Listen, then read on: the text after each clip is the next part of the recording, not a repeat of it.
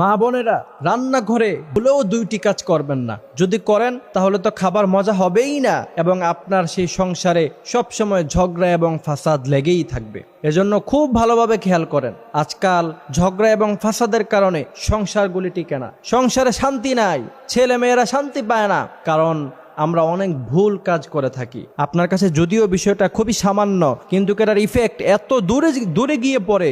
যদি এই ভুলগুলি আপনি করেন তাহলে হতে পারে আপনার সংসারও টিকবে না, আপনার সংসার হয়তো ভেঙ্গেও যেতে পারে। তো এই জন্য খুব ভালোভাবে খেয়াল করবেন। মা বোনেরা, রান্নাঘরে ভুলেও যে দুইটি কাজ করবেন না, তার মধ্য থেকে এক নাম্বার হলো, আপনি যখন রান্নাঘরে প্রবেশ করবেন তখন আপনি রান্নার কাজ শুরু করার আগে বিসমিল্লাহ বলা ছাড়া রান্নার কোনো কাজ আপনি শুরু করবেন না। বিসমিল্লাহির রহমানির রহিম বলে আপনি রান্নার কাজ শুরু করবেন। যদি এমনটি করতে পারেন, বিসমিল্লাহির রহমানির রহিম বলার সাথে সাথে আপনার উপরে ফেরেশতা আসবে, আপনার উপরে